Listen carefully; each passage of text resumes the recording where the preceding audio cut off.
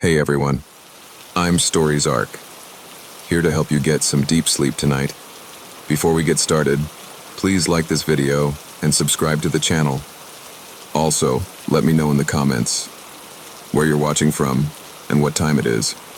Now, get comfortable and relax. I should have never rented that apartment. It had seemed perfect at first. An old, charming apartment right in the heart of Barcelona, close to everything. The bustling markets, the cafes, the beautiful architecture. The price was right too, and as someone who loved finding hidden gems in unfamiliar places, it seemed like the ideal spot for a week-long stay while exploring the city. The apartment was located in an old building, a structure with intricate iron balconies and a weathered stone facade. The staircase that led up to it was narrow, worn by years of footsteps, with wooden steps that creaked under my weight. There was a certain charm to it, the kind of old-world charm you only find in cities with centuries of history. The landlord was a kind older woman named Carmen, who met me at the door with a warm smile. She explained that the apartment had been in her family for generations, and though it was a little outdated, it had everything I needed. Her only warning was that the building had an odd layout. Something about the way the stairs were built made the building feel larger than it actually was. "It's nothing to worry about," she said. "Just the way old buildings were made. The stairs can be a bit disorienting." I laughed it off, assuming it was just another oddity of old European architecture, and moved in. That first night I unpacked and settled in. The apartment was cozy, with high ceilings and a rustic charm. The light from the street below filtered in through the curtains, casting soft shadows on the walls. It was peaceful, calm, or so I thought. The first few days were fine. I spent my time exploring the city, walking along the narrow streets, admiring the architecture, and sampling the local tapas. But on the fourth night, something strange happened. I woke up in the middle of the night to the sound of creaking. It was faint at first, like someone walking across the floor of the apartment above me. But then I realized there was no one above me. I was on the top floor of the building, and Carmen's apartment was downstairs. The creaking continued, followed by the unmistakable sound of footsteps ascending the stairs. My heart began to race, and I pulled myself up from the bed, listening closely. The footsteps didn't stop at the floor above. They continued upward, slow and deliberate, as if someone was walking up the stairs, step by step, toward my apartment. I hesitated, unsure whether I should investigate or just ignore it, but curiosity got the better of me. I grabbed my flashlight and opened the door, creeping down the narrow hallway toward the staircase. The stairs were dimly lit by the faint glow of streetlight through the small window at the top of the landing. I could hear the footsteps now, louder, each one deliberate, echoing through the narrow staircase. But there was something odd about them. They didn't sound like someone walking normally. They sounded uneven, staggered, as though whoever was walking was struggling to move up the stairs. I reached the landing, and to my surprise, there was no one there. No one at all. The stairs stretched down into the dark hall, the air thick with the smell of dust and old wood. Confused, I turned back to my apartment, telling myself it was just a trick of the mind, or perhaps the sound of the old building settling. But as I closed the door behind me, I couldn't shake the feeling that something was watching me. The air in the apartment seemed thicker, heavier, as if it were holding its breath. The next day, I tried to put the strange occurrence out of my mind. I went about my sightseeing, trying to enjoy my time in Barcelona, but the memory of those footsteps lingered. I couldn't stop thinking about the sound of them, the way they seemed to come closer, then disappear. It wasn't normal. On the sixth night, I was in bed again, this time with the lights off, trying to sleep. But the same creaking sound returned, just as faint as the first night. The footsteps. Again, they were coming up the stairs. This time, I didn't hesitate. I grabbed my flashlight and rushed toward the stairs, my heart pounding in my chest. I opened the door to the dark hallway, and the sound was louder now, more distinct. The footsteps were uneven, as if someone was dragging their feet. I moved toward the stairs, and as I descended to the landing, I saw it. There was a mirror at the foot of the stairs, a large, old-fashioned mirror framed in brass. I hadn't noticed it before. It wasn't there during the day, or at least I didn't remember seeing it. But there it was now, standing at the bottom of the stairs, its reflective surface catching the light from the street lamp. The footsteps stopped. I moved closer to the mirror, shining my flashlight across its surface. For a moment, I didn't see anything unusual, but then I noticed something strange in the reflection. My own reflection, but it wasn't quite right. My reflection was standing perfectly still, staring straight ahead. But behind me, in the reflection of the hallway, there was someone else. A shadowy figure, barely visible, standing just at the edge of the light. I whipped around, but there was no one there. The mirror, however, seemed to hum with an energy I couldn't explain. The hairs on the back of my neck stood up, and I felt the overwhelming urge to run. I backed away slowly, my eyes never leaving the mirror. And then, in the reflection, I saw it. There, just behind me, something moving. It was a shadow, growing larger, stretching toward me. The figure in the reflection was no longer just standing still, it was walking toward me. I couldn't move. My feet were glued to the floor as the figure approached in the mirror. And then, in a blink, it was right behind me. I turned, but there was nothing there. I spent the next few days in a haze, unable to shake the feeling that something was wrong with the apartment. I tried to sleep, but every time I closed my eyes, I could hear the footsteps. I could feel the presence of something just behind me, watching, waiting. On the final night of my stay, I couldn't take it anymore. I decided to confront whatever it was that had been haunting me. I gathered my things and went down to the old stairwell one last time, determined to see the truth. I stood in front of the mirror again, my flashlight shaking in my hands. The air was thick with tension, as if the house itself was holding its breath, waiting for something to happen. The footsteps started once again, louder this time, as though they were coming up the stairs right behind me. But when I turned, there was no one there. Instead, I heard a soft whisper, a voice that seemed to come from the mirror itself. "You shouldn't have come back." I froze. The reflection in the mirror began to shift, the figure standing behind me growing clearer. It wasn't a person. It was a child, pale, gaunt, its eyes hollow and dark. The figure reached out toward me in the mirror, its fingers stretching, its mouth opening to speak, but no words came. Only a silent scream. And then, the mirror shattered. I stumbled back, gasping for air, the pieces of glass falling to the floor with a deafening crash. The footsteps stopped. I left the apartment that night, never looking back. I couldn't explain what had happened. All I knew was that the apartment had been cursed, trapped in time, and I had been foolish enough to stay too long. I've heard the story of the child in the mirror since then, the one who waits for wanderers to come and listen to the footsteps. And I know now, once you hear them, they never stop following you.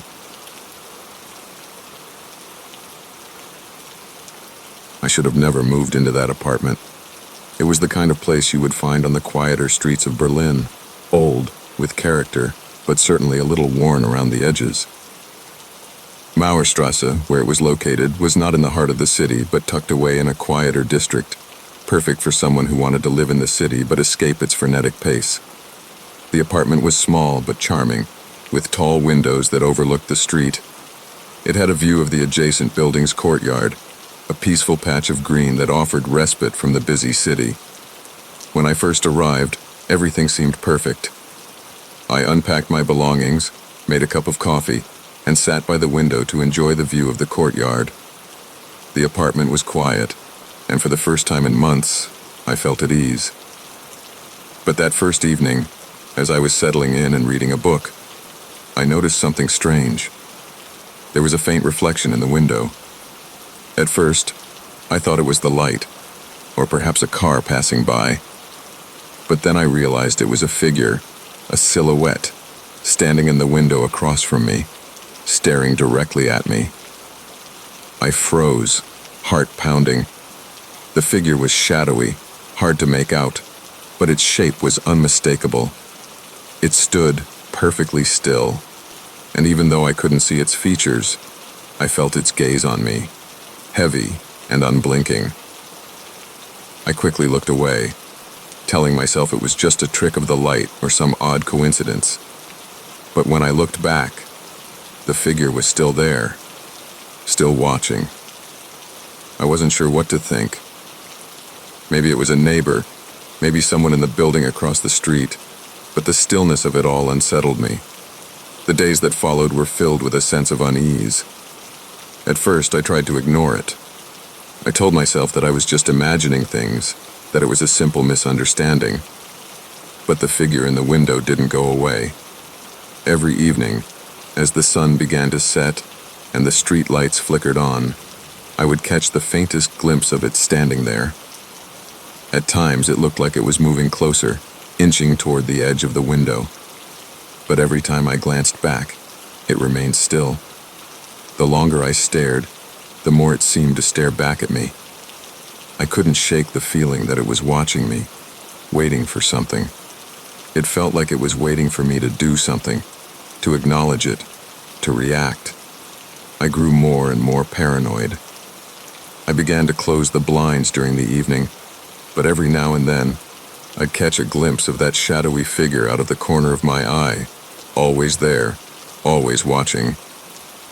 I decided to ask my neighbor Klaus if he knew anything about it. Klaus was an older man who lived 2 floors down, someone who had lived in the building for decades. I figured he might know about the strange happenings. I asked him if he'd noticed anything unusual in the building. He looked at me, his face serious, before he spoke in a low voice. "You're not the first to ask about it." I was confused. "About what?" "The figure in the window," he said, glancing around as though making sure no one was listening. "It's been there for years, standing in that same window. People come and go, but the figure never changes. It's always there."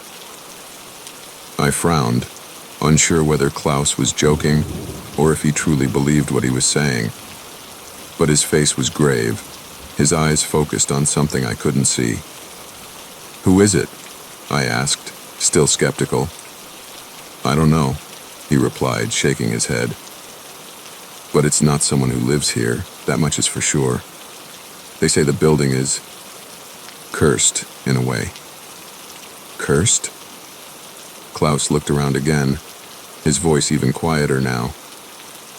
"Some say it's the ghost of the previous tenant, someone who died in that very apartment many years ago. Others believe it's something older, something tied to the land itself." I didn't know what to say. I smiled politely, thanked him for the information, and left. I was trying to convince myself that it was just some old superstition, a local tale to keep people interested in the history of the building. But something about Klaus's words lingered with me. That night, I couldn't sleep. The air in the apartment felt thick, as though something was pressing down on me. The whispers in my mind grew louder, and I felt like I couldn't escape the gaze of that figure in the window. The longer I lay there, the more I felt it, an almost palpable presence, hovering in the shadows. The next evening, I decided to leave the apartment early and get some fresh air. I had to clear my head, escape the oppressive feeling that seemed to cling to me whenever I was inside. I went for a long walk through the streets of Berlin, trying to distract myself from the growing sense of dread. But when I returned later that night, it was waiting for me. I unlocked the door to the apartment and stepped inside, but something was wrong. The air felt colder than usual, and the faint sound of something scraping against the floor echoed from within. I paused, my heart racing, and moved cautiously toward the living room. That's when I saw it. The blinds were pulled back, just slightly, and in the window across from me, standing as still as ever, was the figure. This time, it was clearer, its outline sharper, and I could see it more distinctly. The figure was tall and thin, its body hunched, its arms long and unnaturally still at its sides. The figure was no longer just standing. It was reaching out toward me. I tried to move, but my legs were frozen, my body paralyzed by fear. The figure in the window raised its hand slowly, pointing at me, as though beckoning me closer. And then, the air shifted. A cold gust of wind blew through the room, extinguishing the candle I had lit earlier. The temperature dropped sharply, and I could see my breath as I exhaled, a thick cloud of mist hanging in the air. The figure's hand didn't lower. It remained outstretched toward me, and I could see its face now, pale, gaunt, with hollow eyes that seemed to stare straight into my soul. The whisper came from the figure's lips, but I could feel it in my head, reverberating through my bones, shaking me to my core. I stumbled backward, my breath shallow as the figure began to move. Slowly at first, then faster, its long limbs stretching, its body growing larger, more menacing, as it approached the glass. I turned and ran to the door, my heart racing, my mind screaming for me to get out. But when I reached for the handle, I stopped. The door wouldn't open. The handle wouldn't turn. I turned and looked back at the window. The figure was gone, and in its place, there was nothing. Just the reflection of myself, standing in the dark, my own wide-eyed face staring back at me from the window. But I could still feel its presence, the coldness, the weight of its gaze, watching me from the other side of the glass. I didn't spend another night in the apartment. I packed my things in a daze, unable to shake the image of the figure from my mind. I left the building, the heavy weight of the air still pressing down on me as I walked away. The next day, I found another place to stay, somewhere far from Mauerstrasse. I never went back to that apartment, and I never told anyone about what happened.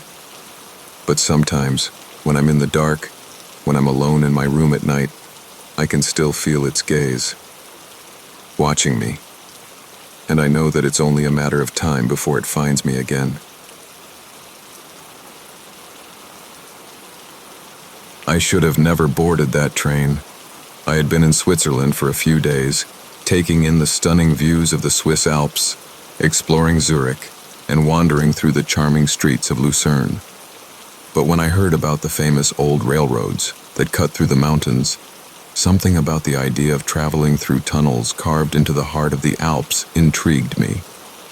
I was told that the route was remote, running through areas with no towns for miles, but I saw it as an adventure, just a quiet, peaceful ride through the mountains. The train station was small, tucked away from the usual tourist tracks. It was an old station, with a faded clock and a wooden platform that seemed to have stood for generations. The train itself was small, quaint, the kind of vintage locomotive that looked like it had been used for scenic tours for decades. The conductor, a quiet man with a weathered face, greeted me with a simple nod as I boarded. "Last stop is..." He paused, looking at me as if trying to assess something. "No one really knows," he added cryptically. "Not many people take this route anymore."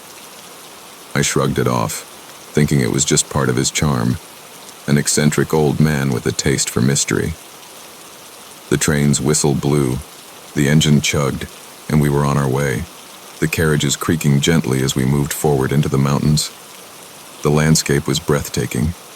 Snow-capped peaks loomed on one side, while lush forests and small streams lined the other. The train moved slowly, winding its way deeper into the mountains, cutting through tunnels, past sheer cliffs, and across ancient bridges. There was something mesmerizing about the stillness of it all, the feeling of being on a journey to nowhere. But as the sun began to set, the mood began to shift. It happened just after we entered the first long tunnel. The train plunged into complete darkness, the kind of darkness that felt almost suffocating. The lights in the carriage flickered briefly before stabilizing, casting a pale yellow glow across the interior. The sounds of the train, the faint clinking of the wheels on the tracks, and the occasional hiss of the engine filled the air. But something was different this time. I'd been staring out the window, watching the lights of the train flicker against the dark walls of the tunnel when I realized it wasn't just the darkness pressing in from all sides. There was something else.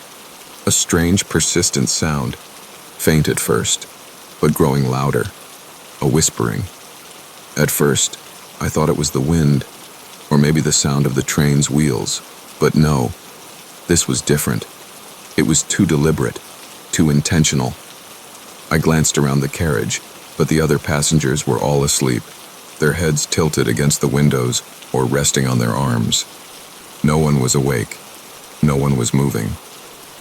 Yet the whispers grew louder, more distinct, as if they were coming from the walls themselves, echoing through the tunnel. The voice was low, haunting, like someone speaking directly into my ear. I froze, looking around, but no one was moving. The train continued its slow journey through the tunnel, the darkness outside now complete, blocking out any trace of light. The whispers grew louder, almost desperate. My heart began to race. I leaned forward, scanning the walls of the carriage for any sign of movement, but everything remained still. The only sound now was the whispering. It was coming from every direction, filling the small cabin with an oppressive weight. And then, just as suddenly as it had started, the whispers stopped. I sat there, breathless, trying to make sense of what had just happened. Was I hearing things? Had I imagined it all? But no, it felt real. The tension in the air, the way the darkness seemed to swallow everything around me, it wasn't something my mind had created. Just as I was about to convince myself to dismiss it, the train began to slow, the sound of the wheels grinding against the tracks growing louder as the tunnel began to open up ahead. But when the train emerged from the tunnel, I wasn't where I expected to be. The train had stopped, but there was no station in sight. We were no longer surrounded by the rugged mountains or the lush forests. Instead, there was just a dense fog that had settled over the tracks, thick and suffocating, making it impossible to see anything beyond a few feet in front of me. The air felt cold, unnaturally cold, and I could feel my breath misting in front of my face. I stood up, feeling the need to do something. I walked toward the door of the carriage, wanting to step outside, but when I reached for the handle, it wouldn't budge. The door was locked. I turned to the conductor, who had appeared at the front of the carriage, his face expressionless as he surveyed the scene. "What's going on?" I asked, my voice unsteady. "Where are we?" The conductor didn't respond immediately. He simply glanced at the fog outside, then at me, his eyes wide with something I couldn't quite place. Something like fear, or maybe recognition. "This isn't where we're supposed to be," he muttered under his breath, his voice barely audible. "This isn't the end of the line." Before I could ask him to clarify, the train jolted, the metal wheels screeching as if they were caught on something. The lights in the carriage flickered again, casting long, twisted shadows against the walls. And then, I heard it. A knock. Soft at first, almost imperceptible, but then louder, closer. It was coming from the other side of the train, from the direction of the locked door. I turned, my blood running cold. The conductor stood frozen, his eyes wide with terror as he looked at the door. The knocking continued. "Let me in," a voice whispered from the other side. The voice was soft, but it wasn't human. It was wrong, distorted, a mixture of low growls and soft sighs. I backed away from the door, heart pounding in my chest. "What is that?" I demanded. "What's happening?" The conductor didn't answer. Instead, he reached into his pocket, pulling out a set of keys. His hands shook as he inserted one of the keys into the door, but before he could turn it, the door to the next carriage slid open by itself. I turned, my breath caught in my throat. A figure stood in the doorway of the next carriage, shrouded in the fog, its outline barely visible. It was tall, impossibly tall, and its arms hung down too long, almost dragging on the ground. Its face was a black void, a featureless mask. The figure stepped forward, the sound of its footsteps heavy, like something dragging across the floor. "Get away from it!" I screamed at the conductor, but he didn't respond. He was frozen in place, his eyes fixed on the figure as it moved closer. The figure raised its hand, its fingers long and skeletal, reaching toward the conductor. And then, in a voice that seemed to echo from everywhere, it whispered, "You've come too far. You shouldn't have taken this train." The train shuddered violently, and then everything went silent. When I woke, I was back in the same carriage, the train moving smoothly along the tracks as if nothing had happened. The fog was gone, the mist lifted, and the familiar sights of the mountain landscape returned. But something was different. The conductor was gone. The other passengers were gone. The train was empty. I looked out the window, but the scenery had changed. The mountains were gone, replaced by a landscape I didn't recognize. The trees were bent at strange angles, their trunks twisted and knotted. The sky was overcast, casting a dull gray light over everything. The train came to a stop once again, but this time there was no sound of screeching wheels, no fog, just a desolate landscape stretching out before me. And then I saw it, the same figure, standing at the end of the platform, watching me with its black, empty eyes. It was waiting. I should have never agreed to spend the night in that house. I had been traveling around Ireland for a few weeks, soaking in the beauty of its rolling hills, ancient ruins, and cozy villages. But when I stumbled across an old advertisement for a bed and breakfast in County Kerry, I was intrigued. The place was remote, tucked away in the countryside, and the promise of authentic Irish hospitality was enough to pique my interest. The price was steep, but it seemed like the perfect way to spend a night in solitude, away from the bustle of the cities. The house was an old stone cottage, surrounded by a thick forest that seemed to go on forever. The moment I arrived, I felt a strange heaviness in the air, as though the house had been waiting for me, though I couldn't explain why. The door was heavy, solid wood, and when I knocked, a woman in her 60s answered. She had pale, almost translucent skin, and dark eyes that seemed to pierce through me. "Ah, you must be the traveler," she said, her voice raspy but warm. Come in, I'm Maeve." I stepped inside, the smell of wood, earth, and something faintly floral hanging in the air. The interior was dim, with small windows that let in very little light. It felt ancient, like stepping into another time, another world. The walls were covered with old tapestries, faded but beautiful, depicting scenes of landscapes and mythical creatures. A large stone fireplace dominated the room, its embers glowing softly. Maeve led me to my room, which was up a narrow staircase, the steps creaking underfoot.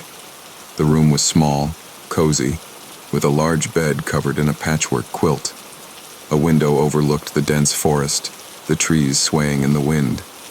It should have been peaceful, but there was something unsettling about the place, something in the air, as though the house itself was holding its breath. "Dinner will be ready in an hour," Maeve said before leaving, her steps echoing down the hall. I sat on the bed, my thoughts swirling. The house was beautiful, but there was an odd feeling that I couldn't shake. I had seen the way Maeve's eyes followed me, as though she was watching me more closely than necessary, but I dismissed it. Old houses were strange, and people could be quirky. It was nothing to worry about.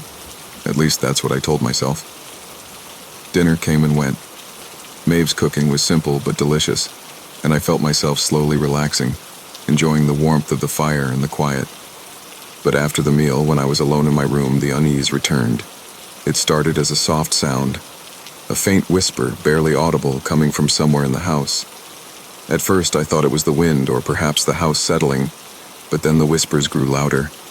I couldn't make out the words, but there was a rhythm to them, like a chant. The voices, sounded distant, yet somehow close at the same time. I rose from the bed and crept toward the door, my heart racing. I opened it cautiously, listening. The whispers seemed to be coming from the hallway just beyond my door. I stepped out, moving silently down the narrow corridor, the old wooden floors groaning beneath my feet. The house was dark now, save for the faint glow of the fire from downstairs. I turned the corner, and the whispers grew louder. They were coming from the stairwell, the one that led to the attic. The air felt colder, the shadows darker, as though the house was shifting around me. I approached the stairs, and the whispers stopped abruptly. "Who's there?" I called, my voice echoing in the silence. There was no answer. But then, I saw it. A faint light at the top of the stairs, coming from beneath the attic door. A candle, its flame flickering softly in the dark. The door was ajar, just a crack, but it was enough for me to see the light. The hairs on the back of my neck stood on end. I felt an overwhelming compulsion to go upstairs, to find out what was in that room. But something held me back, an instinct, a deep, primal fear. I shouldn't have gone up those stairs. The staircase creaked as I ascended slowly, my breath shallow, my feet heavy with reluctance. As I neared the top, the scent of dampness and dust filled my nose, mingling with the faint, sweet smell of the candle. The door to the attic was almost fully open now, and I could see the dim glow coming from inside. I pushed the door gently, and it swung open with a soft groan. The room was small, filled with old furniture, chairs, cabinets, and crates stacked haphazardly. But it was the far corner of the room that caught my attention. A tall, ornate mirror stood there, its surface reflecting nothing but darkness. There were no other windows in the attic, and the only light was the small candle on the floor beside it, flickering eerily. The mirror itself was covered in dust, its edges carved with intricate designs that seemed to writhe in the dim light. And then, I saw it. A figure, standing in the reflection. It was a woman, her long hair hanging down in loose waves, her face pale, almost ghostly, her eyes dark and hollow. She stood motionless, staring into the mirror with an intensity that made my stomach turn. I blinked, and she was gone. I stepped back, my heart racing, but then I saw something else in the reflection. The shadows in the room shifted, and I could see a shape moving, slowly, almost gliding toward the mirror. The figure in the reflection turned its head toward me, and then it smiled. It was a wide, twisted grin, one that didn't belong on a human face. The smile spread unnaturally, and the darkness in the room seemed to grow thicker, pressing against me, suffocating me. "Leave," the figure whispered, her voice a breathless rasp. "Leave while you still can." I spun around, my legs unsteady as I stumbled back toward the stairs, but when I turned to look down, I saw nothing but darkness below. The stairs had vanished, replaced by a thick, black void. I felt the air growing heavier, the house around me shifting, pulling me into the darkness. I was trapped. I turned to face the attic again, but the mirror was gone. The candle had flickered out, leaving me in complete darkness. The whispers returned, louder now, filling the space around me. "You shouldn't have come." I woke up in my bed, drenched in sweat, my heart racing. The house was quiet. The air was thick with the scent of the fire downstairs. The mirror, the woman, the whispers, they had all been a nightmare, a figment of my imagination. I tried to calm myself, but something felt wrong. The room was still, too still. I looked around the room, my eyes falling on the door, and then I saw it. The attic door, standing ajar, as if it had never been closed. The whispers began again, faint at first, then growing louder, insistent. I could hear them now, unmistakably, as if they were right behind me. "Leave," they said. "Leave now, or stay forever." I rushed out of the room, down the stairs, and out the door. I didn't stop to grab anything. I ran into the night, the cold air biting at my skin, the whispers following me, their words a constant presence in my mind. I never returned to that house, and I never will. But sometimes, when I'm alone in the dark, I hear the whispers again, and I know they're waiting. I should have never ventured out into that fog. I had been in Norway for a week, and it had been everything I imagined. The towering fjords, the crisp air, and the quiet beauty of the countryside. But I wanted to see more. I wanted to experience something different, something remote, untouched by the typical tourist crowd. So, when I heard about a small village hidden along one of the lesser-known fjords, I couldn't resist. The village was called Skjoldby, a place so small it barely showed up on any map. It was located far from the bustling cities, tucked between steep cliffs and dense forests. The locals, I was told, rarely had visitors, and the town had only one way in or out, by boat. I rented a small boat from a nearby harbor and set out on a cold morning, eager to explore the fjord. The water was calm, and the mist was thick, hanging low over the water like a shroud, hiding the mountains in the distance. The air smelled of salt and pine, and the only sound was the rhythmic slap of the oars against the water. The further I went, the thicker the fog became. It wasn't a typical fog. It was dense, heavy, almost alive, as if it had weight and substance. I could barely see a few feet ahead of me, and the world around me seemed to fade into a sea of white. My eyes strained, but it was impossible to tell where the water ended and the fog began. I was lost in the beauty and eerie stillness of it all when I heard it. A voice. At first I thought it was just the wind, whispers carried by the fog. But the voice was too clear, too distinct. "Help me." The words were faint, almost too soft to make out, but they sent a chill down my spine. I stopped paddling, my heart racing. I turned my head in every direction, trying to locate the source, but all I could see was the endless, impenetrable fog. "Help me." It came again, louder this time, and I felt a strange compulsion to follow the voice. Without thinking, I began rowing in the direction it seemed to come from, my breath shallow, my heart thumping in my chest. After what felt like hours, the fog began to thin, and slowly, a shape emerged in the distance. I could see the faint outline of buildings, the silhouette of a small village. The fog parted around it like a veil, revealing the town of Skjoldby, just as it had been described to me. It was a small, quiet village, built on the edge of the fjord, surrounded by steep cliffs and thick woods. The houses were old, their wooden frames weathered by years of wind and salt. There were no cars, no signs of modern life, only the quiet hum of the wind and the faint rustling of the trees. It felt like stepping back in time. I docked my boat at a small pier and stepped onto the shore. The village was eerily silent. There was no one in sight, not a single soul. It was like the place had been abandoned. The buildings were well kept, but there was no sign of life. No people, no animals. Just the emptiness of the fog and the stillness of the village. I walked deeper into the village, my footsteps echoing in the silence. As I passed one of the houses, I noticed something odd. A figure standing at the window, staring at me. It was a man, his face pale and drawn, his eyes hollow and empty, watching me without blinking. I stopped, but the man didn't move. He just stood there, staring. I didn't know what to make of it. I called out, but there was no response. The figure didn't speak, didn't move.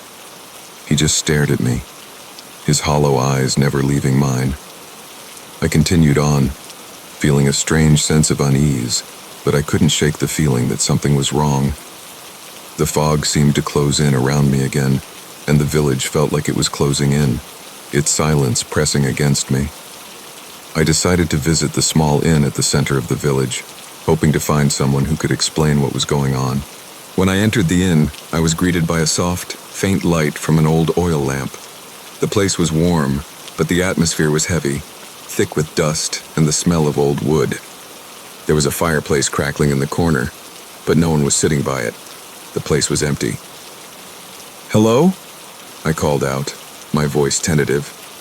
"Is anyone here?" I waited, but there was no answer. Then, from the back of the room, I heard a low voice. "Stay away from the house by the cliffs," it said, barely above a whisper. The voice was dry, cracked, as though it hadn't been used in years. I turned, startled, and saw a woman sitting at a table in the back corner of the room. She was old, with pale skin and dark, hollow eyes that seemed to stare into me, though her face was emotionless. Her hands were folded on the table, her posture unnaturally still. "Stay away from the house by the cliffs," she repeated, her voice hollow. "It calls to you, but it isn't safe." I couldn't speak. I didn't know what to say.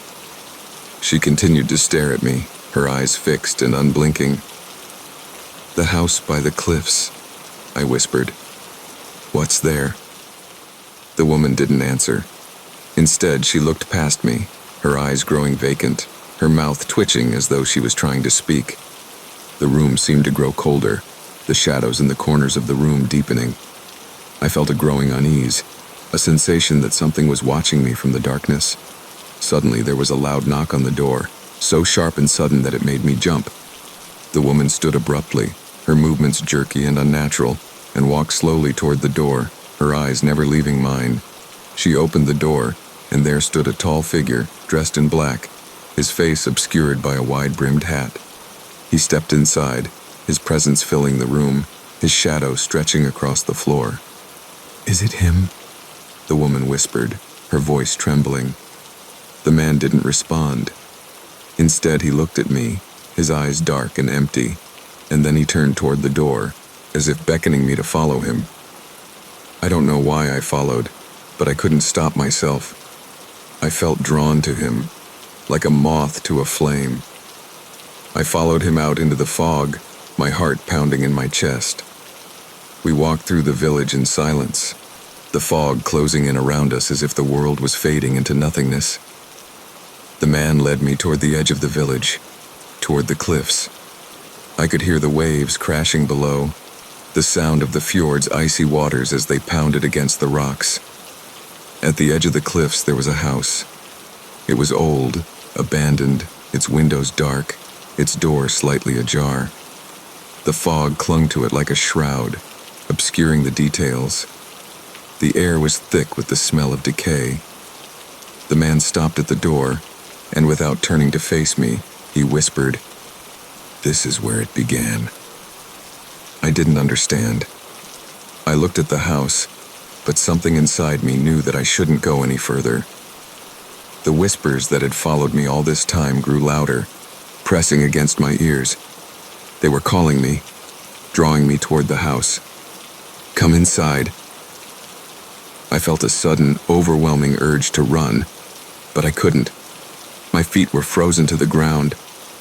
The figure stepped inside the house, and for a moment, I saw something in the window, a face, pale and twisted, staring at me with hollow eyes. Then the door slammed shut. The fog swallowed the house whole, and everything went silent. I should have never stepped into that library. I had been in Florence for a few days, admiring the Renaissance art, exploring the museums, and wandering through the labyrinthine streets of the city. But it wasn't until I stumbled upon an old, unassuming bookstore tucked away down an alley that something about the city truly captivated me. The store had no name above the door, just a faded wooden sign that read, "Biblioteca Vecchia," Old Library. I was drawn in immediately, the scent of old books filling the air as I stepped inside. The store was dimly lit, with rows upon rows of leather-bound volumes stacked high, and the sound of my footsteps seemed muffled by the thick carpet of dust that covered the floor. The air felt thick with history, as though the very walls held secrets that had been forgotten by time. The old man behind the counter looked up as I entered, his wrinkled face creased into a smile. He didn't speak at first, but merely nodded as if he'd been expecting me. "Looking for something?" he asked in a voice that was raspy yet welcoming. "I'm just browsing," I replied, feeling a strange sense of comfort in the quiet of the room. The man nodded again and returned to his task of sorting through a pile of books. I wandered deeper into the library, my fingers grazing the spines of the ancient tomes, most of which I couldn't even read. Some books were written in languages I didn't recognize. Others had intricate illustrations that seemed to come alive in the flickering candlelight. Then, as I moved further back into the library, I noticed a door at the far end, hidden behind a set of old curtains. It was barely visible, tucked away in the corner, as if it had been forgotten. Curiosity tugged at me, and without thinking, I walked toward it.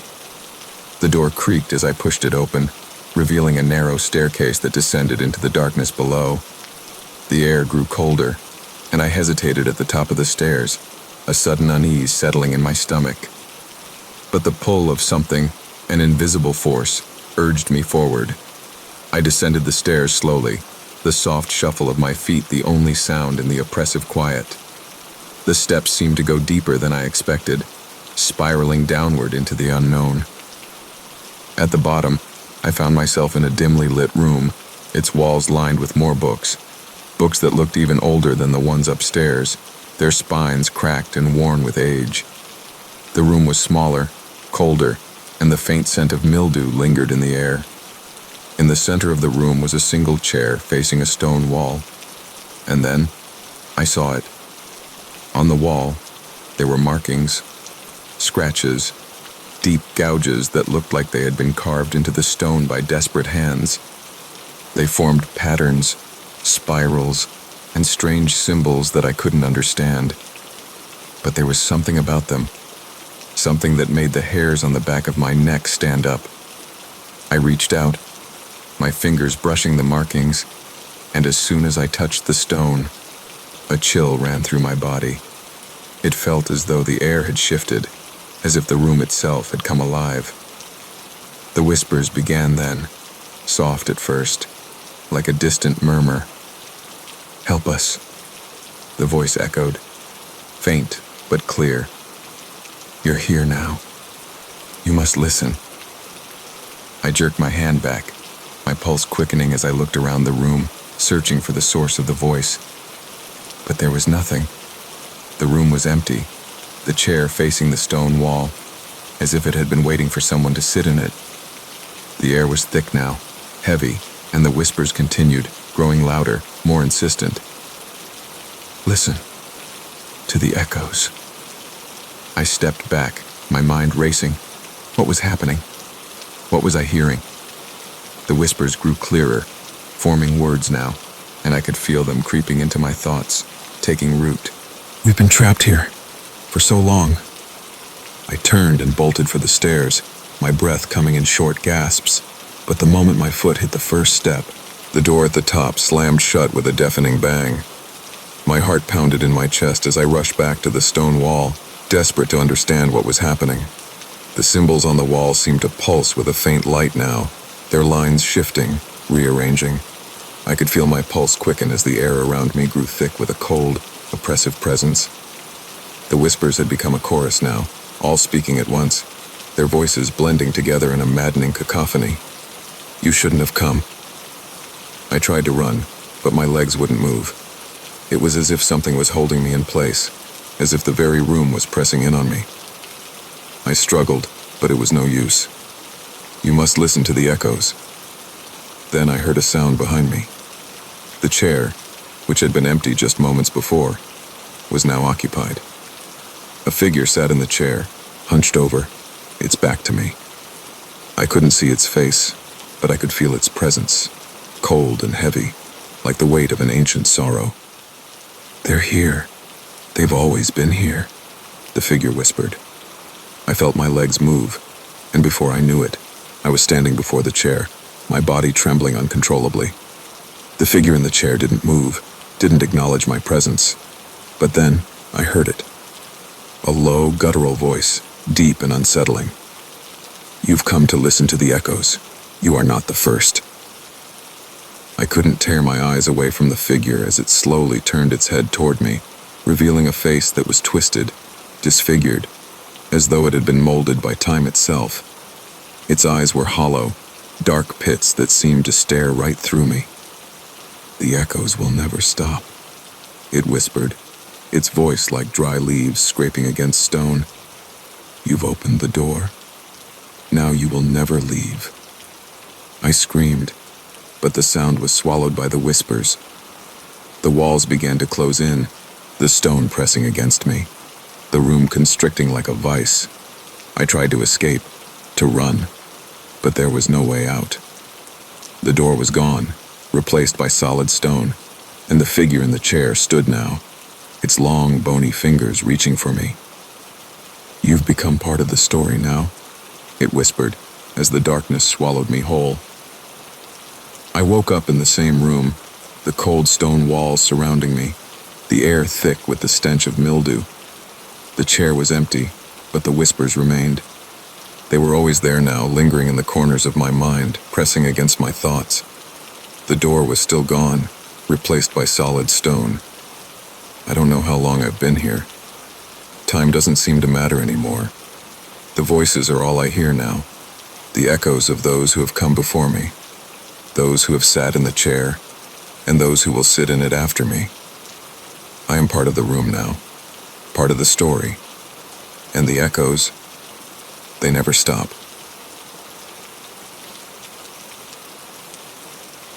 I should have never accepted the invitation. It started with a letter, the kind that felt out of place in the modern world. No email, no text message, just a thick, cream-colored envelope sealed with a deep crimson wax, addressed to me in flowing handwriting. It arrived one cold autumn morning, the kind of morning where the fog seems to hang in the air longer than it should, and the sun struggles to break through the clouds.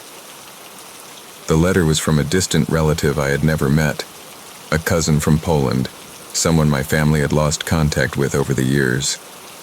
His name was Adam, and he invited me to visit his family estate in a small village called Ciemnogórz, nestled in the Carpathian Mountains.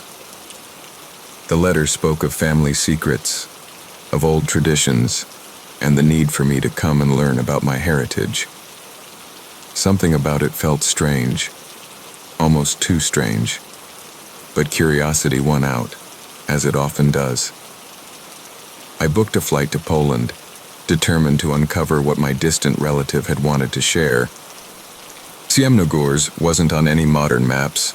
I had to take a bus from the nearest town, and even that was a long, winding route through dense forests and over jagged hills. The further I traveled, the more isolated the village became, until I found myself surrounded by nothing but thick trees, fog, and the occasional distant cry of birds. When I arrived, the village was quiet, so quiet that it felt like a ghost town. The houses were old, built from stone and wood, with dark roofs that seemed to merge with the sky. The streets were narrow and uneven, winding through the village like the arteries of an ancient being. The air was thick with the scent of wet earth, and the leaves, still clinging to the trees, were a deep, reddish brown. Adam greeted me at the edge of the village with a warm but weary smile. He was an older man, his face marked by age and a hard life. His eyes were sharp, though, filled with a kind of quiet intelligence. "Welcome to Ciemnogórz," he said, his voice soft but firm. "It's been a long time since anyone in the family has come here. I'm glad you could make it." We walked together to his family's estate, a large, imposing house that looked as if it had been standing for centuries.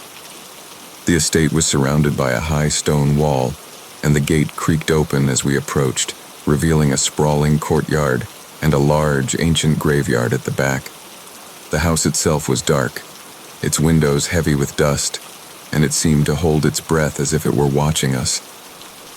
"I've been waiting for you," Adam said quietly as we stepped inside.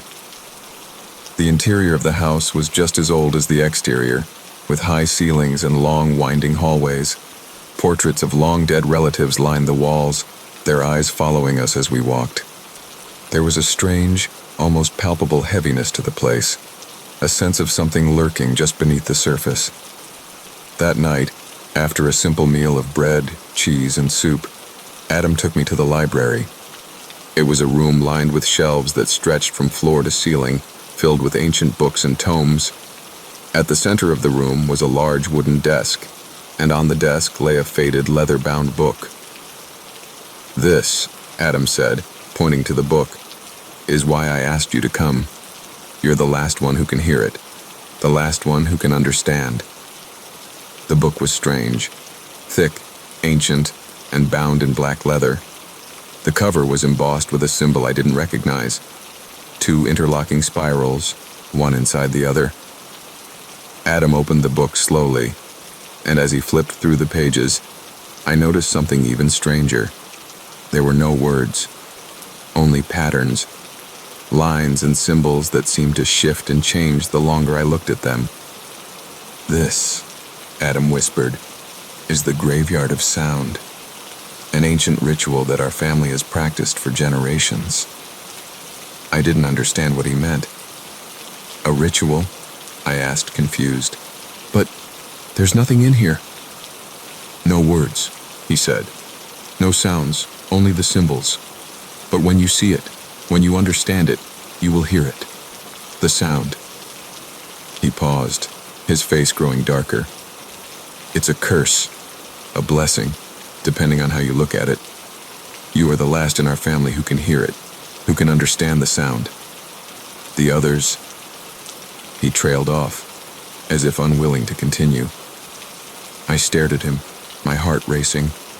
"What do you mean, hear it?" Adam didn't answer right away. Instead, he slowly walked over to the window, pushing aside the thick velvet curtains. Outside, the fog had grown thicker, creeping across the estate like an uninvited guest. Then I heard it. A faint sound at first, almost like the wind brushing against the trees. But then it grew louder, so much louder that I could feel it in my bones. It was a low, mournful hum, a sound unlike anything I had ever heard before. It wasn't music. It wasn't a voice. It was a vibration, a pulse that seemed to resonate in the very air around me. I turned to Adam, my eyes wide with fear. "What is that?" "It's the sound of the graveyard of sound," he said softly. "It's always been with us. For generations it's been calling out, waiting for someone who can hear it. You're the last." I could hear it now, the hum of the sound growing louder, swirling around me, pressing against my ears. It was like it was coming from everywhere and nowhere, a pulse that seemed to come from deep within the earth itself. "Don't listen to it too long," Adam warned, his voice strained. "Once you hear it, you can never unhear it. It will never stop." The sound did not stop. It grew louder, filling every corner of the house, reverberating through the walls, through the floorboards, until it felt like it was inside my head. I could feel it in my chest, my heart, pulsing in time with the hum. I could no longer think clearly. The sound was all I could focus on, and the longer I listened, the more distorted it became. Shapes and figures seemed to form in the corners of my vision, whispers in the darkness that beckoned me closer.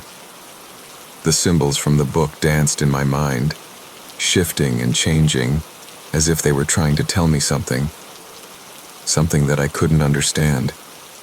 I tried to shut it out, to block it from my mind, but it was impossible. The sound was everywhere. It was inside me. That night, I couldn't sleep. I sat in the dark, my ears ringing with the hum, the echo of it growing louder, pressing down on me. The room seemed to close in around me, the walls warping and shifting. The sound was no longer just a hum. It was a voice speaking to me, urging me to follow. I stumbled out of bed, my body moving on its own, drawn toward the door.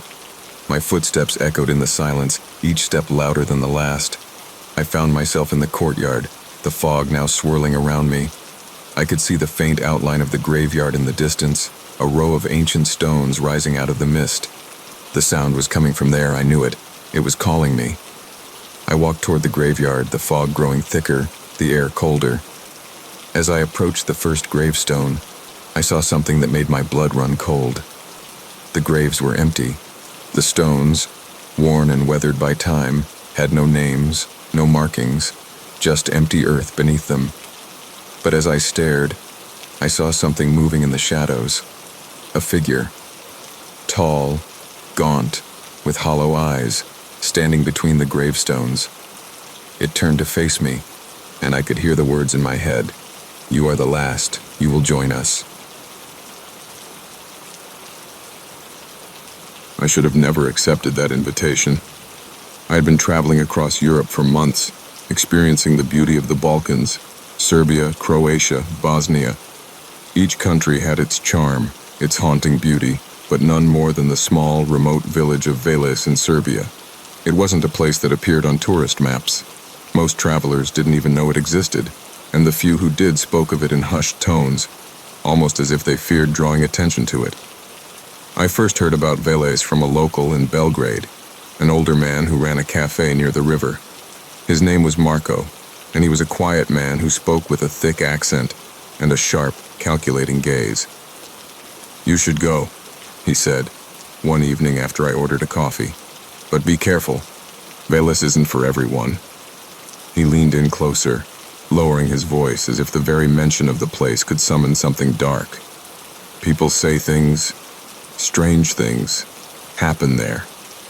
I laughed it off at the time, thinking it was just another of those local legends that tend to get passed down through generations. But Marco's words stayed with me, and when I met a woman named Anna a few days later, who spoke of Veles with reverence and awe, my curiosity finally got the better of me. Anna invited me to visit, saying that it would be a life-changing experience. Something about her words felt urgent, almost desperate, but I shrugged it off. I was traveling alone after all. I had no obligations. I could go wherever I wanted. And so, I made my way to Veles, a small village nestled in the thick, misty forests near the Danube River. I arrived in the early evening, just as the sun was beginning to dip below the horizon. The village was quiet, almost unnaturally so. The roads were narrow and lined with old stone houses, each one weathered by years of harsh winters and neglect. The air was thick with the scent of pine, and the sounds of the forest seemed muted, as if the very land was holding its breath. Anna greeted me at the edge of the village, her face pale, her eyes wide with a strange intensity. She led me down the winding streets, her steps quick and purposeful, as if she had something to say but didn't know how to start. "I've been waiting for you," she said, her voice low and soft.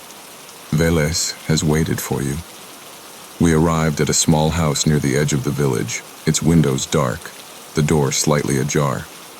The inside was dimly lit, the only source of light coming from an old lantern that flickered softly in the corner of the room. There were people inside, villagers, I assumed, sitting in a circle on the floor. Their faces were obscured by shadows, but I could feel their eyes on me as I entered. The air was thick, heavy with the scent of burning herbs and incense. "Anna!" a voice called out from the circle. A man stood, his face familiar, but somehow unsettling. His eyes were dark, unreadable. "You've brought him." I felt a chill run down my spine as I stepped further into the room. Anna's hand brushed my arm, almost as if to steady me, but it only made the unease grow. The villagers watched me intently, their gazes piercing, as though they were waiting for something. "What is this?" I asked, my voice trembling. Anna smiled gently, but it wasn't comforting. "This is the ritual," she whispered. "The long night of Veles." The man who had spoken earlier gestured to the circle. "Join us. You must partake in the ritual to understand." I didn't know what to say. I wanted to leave, to run, but something inside me told me that this was inevitable, that this moment had been waiting for me all along. I sat down, my heart racing in my chest. The man who had spoken before began to chant, his voice low and rhythmic, a language I didn't recognize. The others joined in, their voices blending into a haunting, eerie chorus. The room seemed to grow darker, the shadows in the corners of the room stretching toward us like reaching hands. The air felt thick, suffocating. The ground beneath me seemed to tremble, a low, vibrating hum that I could feel deep in my bones. And then, the chanting stopped. A silence fell over the room, one so profound that it was almost deafening. In that silence, I heard something, a whisper, soft at first, but growing louder. The voice came from everywhere, yet nowhere. It seemed to come from the very walls, from the air itself. My heart pounded in my chest, and I wanted to scream, but the words caught in my throat. I could feel my body growing cold, my limbs stiffening as the air around me grew thick with something dark, something ancient. It was then that I realized the truth. This village, this ritual, wasn't about welcoming visitors. It was about taking them. The village wasn't just a place. It was a living entity, one that fed off the souls of those who wandered too close. I tried to get up, to run, but my legs wouldn't move. The people in the circle began to stand, moving in a slow, synchronized fashion toward me. Their faces, illuminated by the lantern light, were twisted, their eyes wide and empty. The man from earlier stepped forward, his eyes dark and hollow. "You're here now," he whispered, his voice almost gentle. "There is no going back." Anna's face appeared next to me, her expression calm, almost serene. "You were always meant to join us," she said, her voice soft, but her words cut through me like a knife. Before I could react, the ground beneath me seemed to collapse. I was falling into the earth, into something deep and dark. The air was thick, heavy, and suffocating as I plummeted downward. I tried to scream, but no sound came out. The faces of the villagers, their twisted, haunting eyes, stared at me as I fell deeper and deeper into the darkness. Suddenly, everything went silent. The chanting, the whispers, everything was gone. I was surrounded by an eerie stillness, the only sound the thudding of my heart in my chest. I opened my eyes, and there, in the darkness, I saw it. A massive tree, its roots extending into the earth like veins. Its branches stretched high above me, twisted and gnarled, and at the base of the tree were graves that stretched for miles. And I understood. I wasn't in the village anymore. I wasn't anywhere. I was in the graveyard of Veles, lost, trapped, unable to escape. "You're one of us now," the whisper came again, the voices echoing through my mind. And I knew then that there was no way out, no way back. I don't know how long I've been here.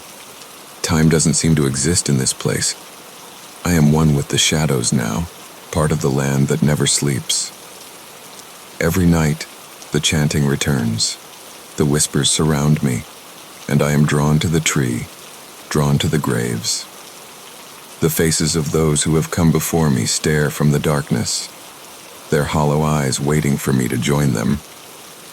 The long night of Veles never ends, and soon it will call to you. I should never have accepted the late-night invitation to the ossuary.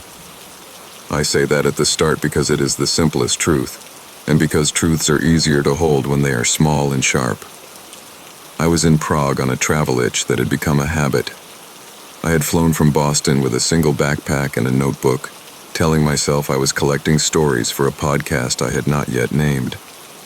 The city at dusk felt like a throat, narrow, cool, and full of echoes. I wandered the streets with the kind of attention that makes strangers feel like characters in a book you are writing as you go. That night, a man with a camera and a crooked smile offered me a ride to Kutna Hora, and I said yes, because I wanted to see something that would not be in any guidebook. The drive out of Prague was slow and quiet. Streetlights thinned into fields.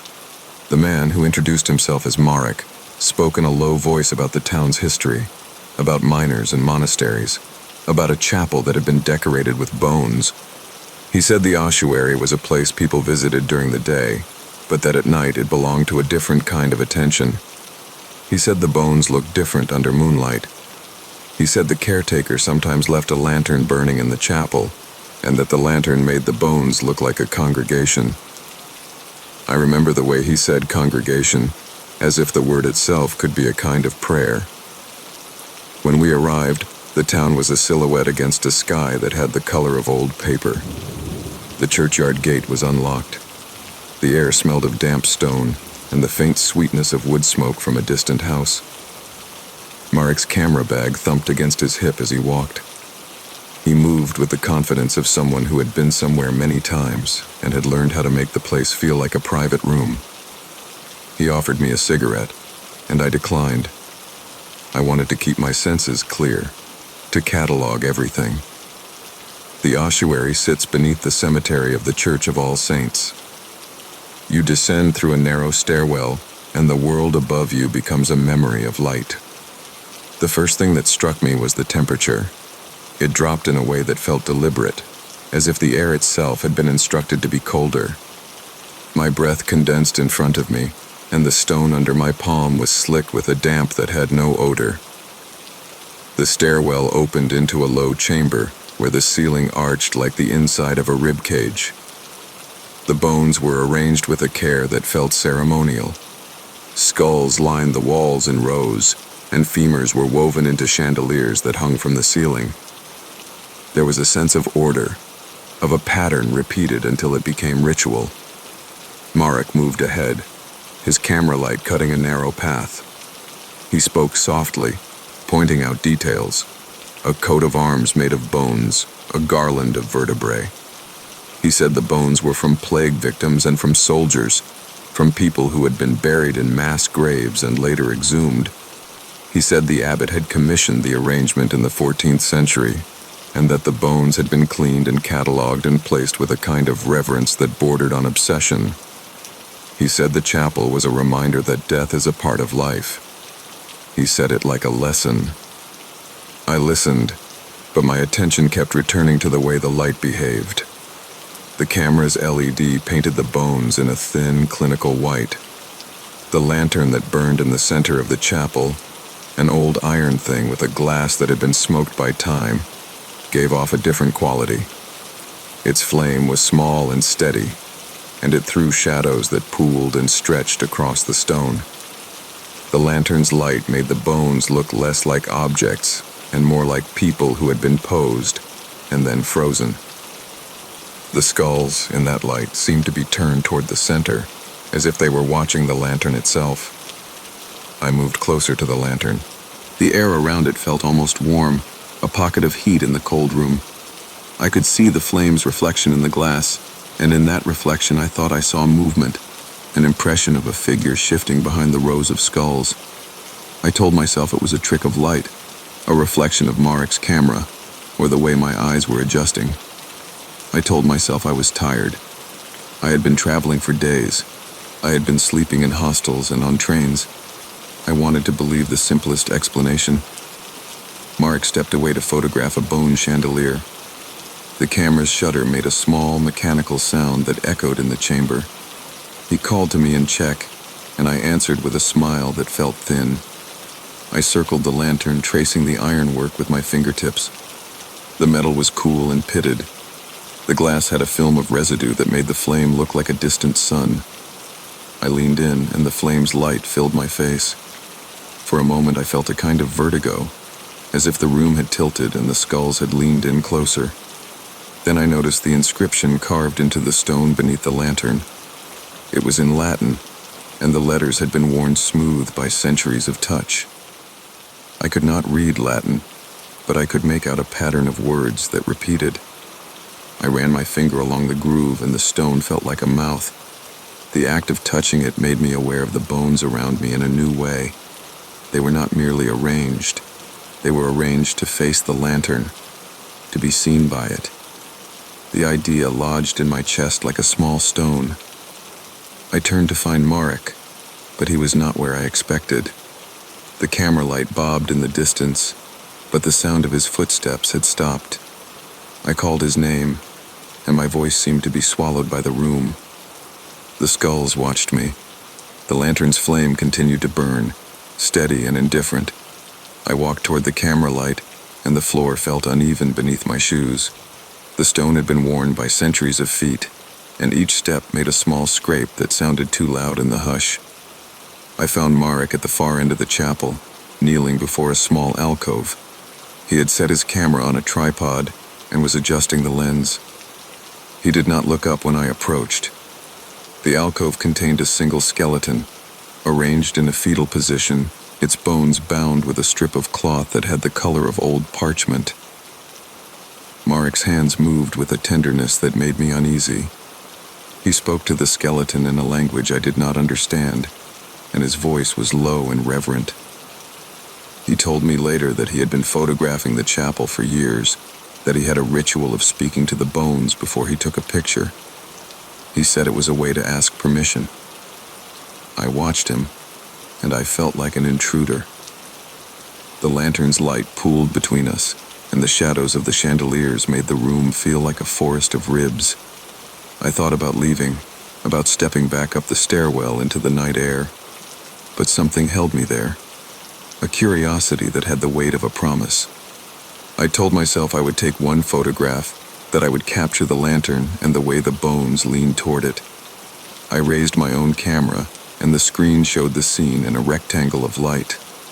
The skulls were arranged like an audience. The lantern was the stage. When I pressed the shutter, the camera did not respond. The screen went black. I checked the battery. It was full. I checked the settings. They were correct. I felt a small, rising panic. Marek looked up at me then, and his face had a look I could not read. He said something quickly in Czech, and then he pointed at the lantern. I followed his finger and saw, for the first time, that the flame had changed. It was not larger. It had not flared, but the light within the glass had a depth to it, as if there were layers of illumination stacked inside. The flame's core was a bright, steady point, but around it there were shapes that suggested movement. I realized, with a clarity that made my mouth dry, that the shapes were not reflections. They were silhouettes.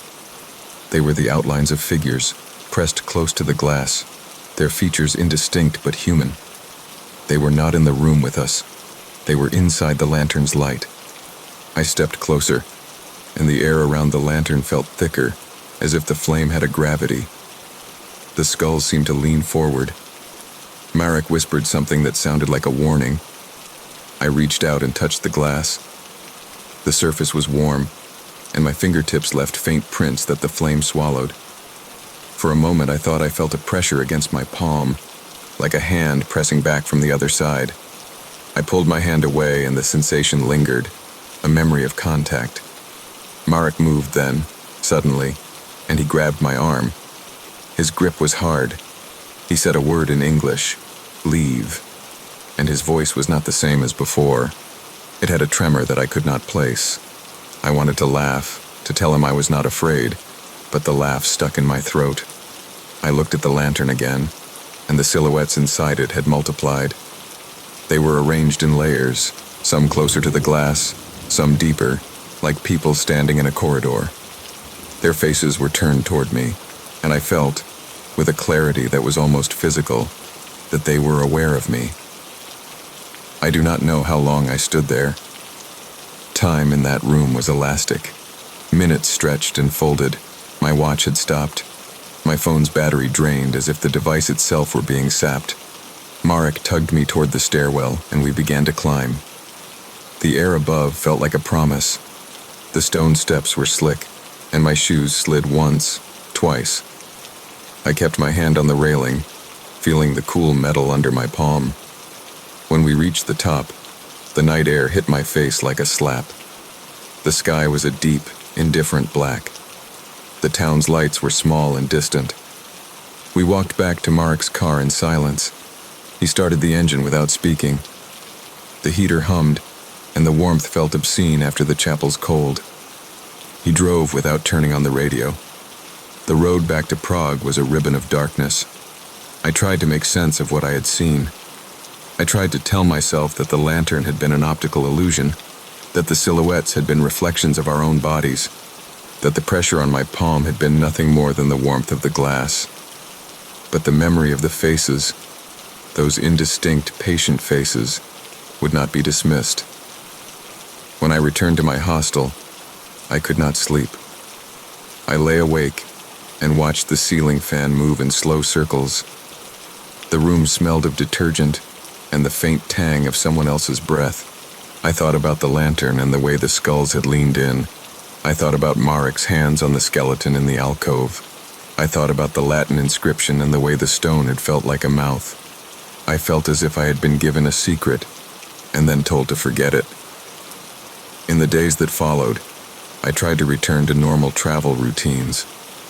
I walked across Charles Bridge in the morning light. I drank coffee in a square where pigeons pecked at crumbs.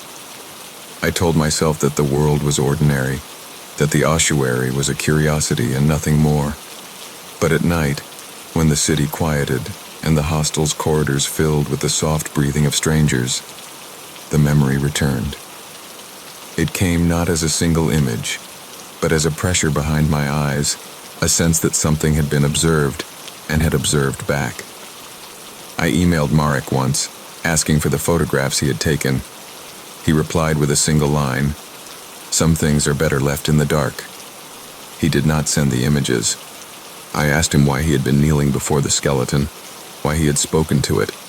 He did not answer. I tried to find the Latin inscription online, to translate it, to anchor the experience in words. The phrases I found were generic, reminders of mortality, prayers for the dead. None of them matched the groove I had traced with my finger. Weeks later, back in Boston, I woke in the middle of the night with the sensation of a hand on my shoulder. The room was dark, and the city outside my window was a smear of sodium light. I sat up, and the memory of the lantern's flame filled me like a tide. I reached for my phone, and the screen lit my face. There, in the reflection, I saw a shadow behind me, an outline that was not mine. I turned, and the room was empty. The shadow remained in the glass, as if it had been pressed against the other side. I have not returned to Kutna Hora. I have not spoken to Marek since that night. I keep the memory like a wound that will not close. I tell myself to be rational, to seek explanations. I tell myself to sleep with the lights on, to avoid narrow stairwells and rooms with low ceilings. I tell myself to carry a small lantern of my own when I travel, to hold a light that I can trust. If there is a lesson in what I experienced, it is this. Some places are repositories not only of bones, but of attention. They have been arranged and tended, and in that tending, something else has been invited to remain. If you find yourself in a chapel where the dead have been made into ornament, do not assume that the arrangement is merely aesthetic. Do not assume that the light will be harmless. Respect the boundaries of places that have been given a ritual life. Keep your hands to yourself. Keep your distance from glass and flame. And if someone offers you a late-night tour, remember that curiosity can be a door. I am alive. I am here, and I speak to you from a body that remembers. I am not the same man who leaned over that lantern. I wake with the taste of iron in my mouth and the sense that eyes are watching me from places I cannot see. I am careful now. I do not touch stone inscriptions with my bare fingers. I do not accept invitations from strangers who know the quiet hours of old places. I carry a small battery-powered light in my pocket, and when I sleep, I leave it on the nightstand. If you travel to places where the dead have been arranged, be gentle with your curiosity. Some lights reveal more than you bargained for. Some lanterns keep company with things that prefer to be looked at rather than touched. Keep your hands warm and your questions quieter than you think they should be. And if you ever feel a pressure against your palm when you touch glass, step back. There is a difference between seeing and being seen. Learn to recognize it before you cross the threshold. I should never have taken the late train out of Prague, but I told myself that the city would keep its secrets until morning. I am an American, and I travel the world for reasons I cannot always name. Sometimes it is curiosity. Sometimes it is a hunger for places that feel like they remember things I have forgotten. That night, I was chasing a rumor I had read in a travel forum. an old cemetery on a hill where lanterns were said to appear along the paths after midnight, and where the locals, when pressed, would only lower their voices and say, "The hill remembers." I had been in Prague for 3 days, moving through the Baroque streets like a man trying to learn a new language by listening. The city had been generous with its shadows. It had given me narrow alleys that smelled of wet stone and roasted chestnuts, and a river that kept its own slow, indifferent rhythm. I thought I could handle a hill that remembered. The train ride was short. The carriage emptied as we left the center, and the windows became mirrors that showed me my own face in the dim light. I watched the city recede, the street lamps thinning, the buildings giving way to trees. When I stepped off at the small station, the platform was a rectangle of sodium light and cold air. A woman in a heavy coat stood at the far end, her hands folded as if she were holding something small and fragile. She did not look at me. I walked toward the hill. Vyshehrad's rose like a slow promise. From the station, the path wound upward through a park that smelled of damp leaves and old wood. The city below was a scatter of distant lights, and the sky above was a deep, indifferent black. I kept my hands in my pockets to keep them from trembling. I told myself that I was alone by choice. I told myself that the hill was only a place, and places could not remember. The gate to the cemetery was iron and rusted, and it opened with a resistance that made my shoulders tense. The path inside was paved with stones that had been worn smooth by feet that had come and gone for generations. The lanterns, when they appeared, were not the kind that hung from posts. They were small, handheld things, like the kind a mourner might carry. I had imagined them as a procession, a line of pale lights moving through the graves. What I found was different.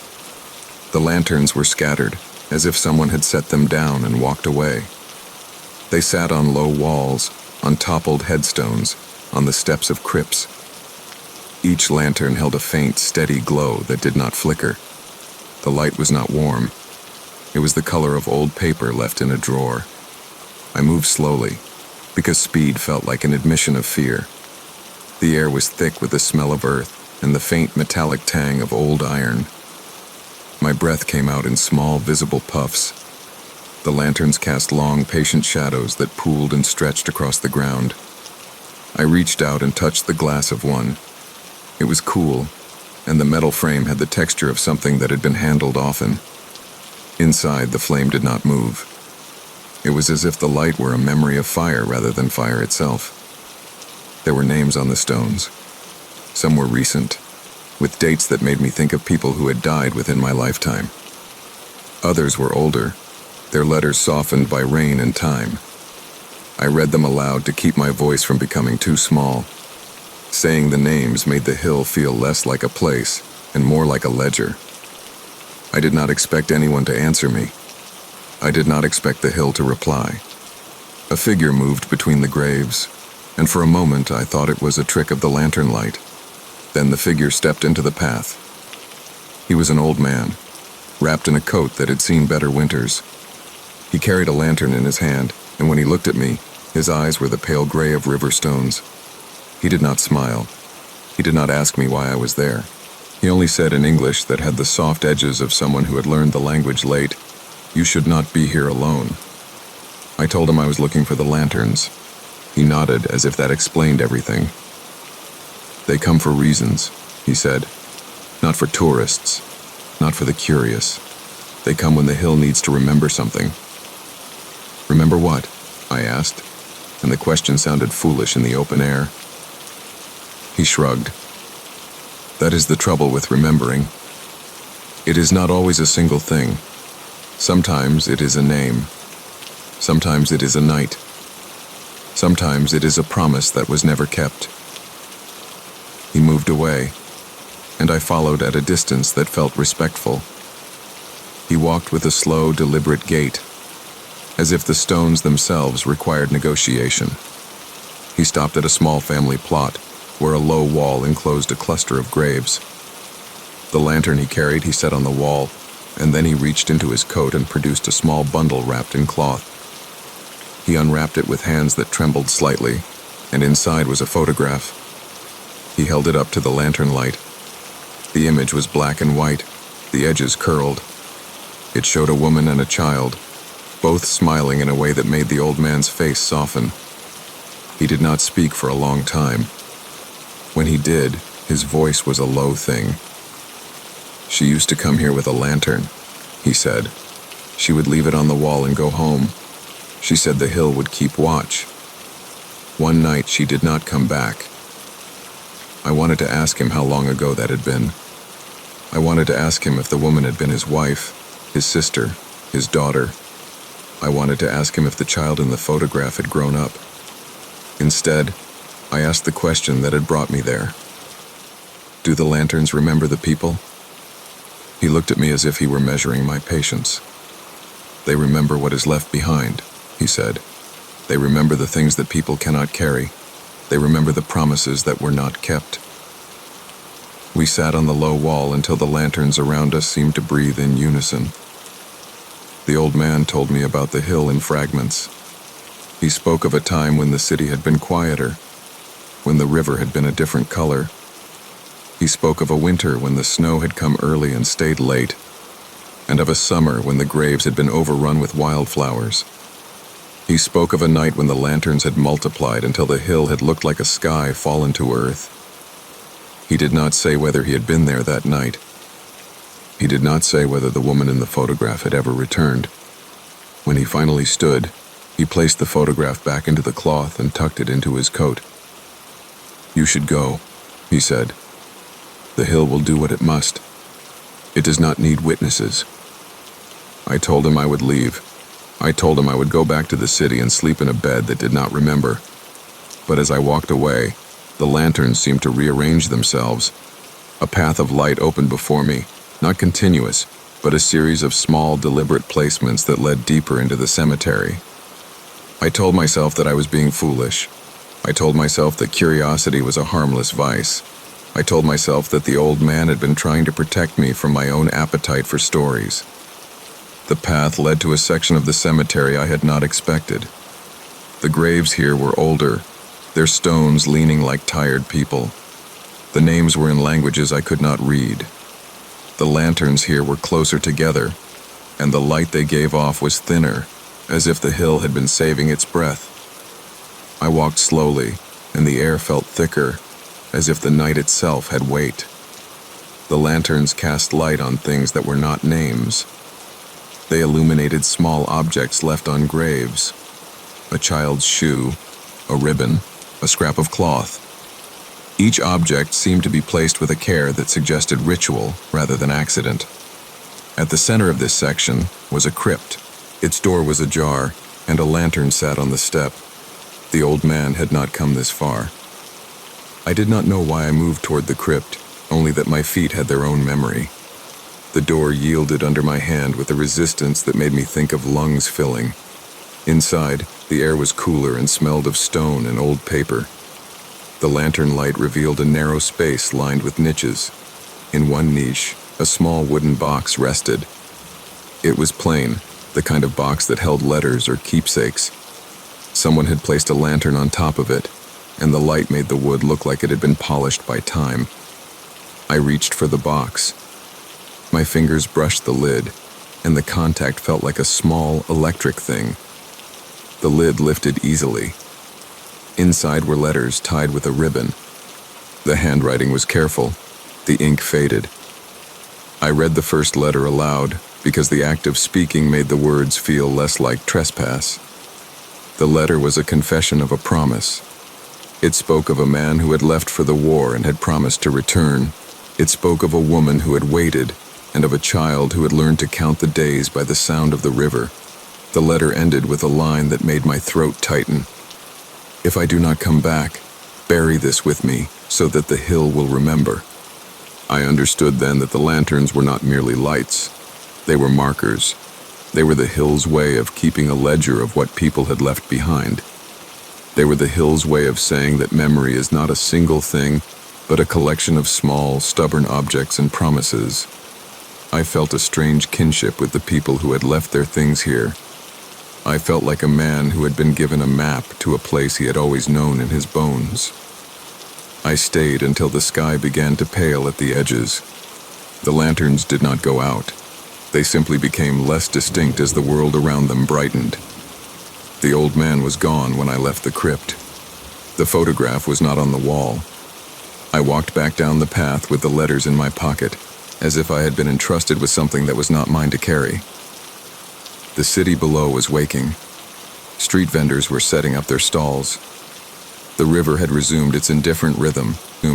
On the train back to the center, I held the letters and read them again. The words were simple, and they had the weight of things that had been said in the dark.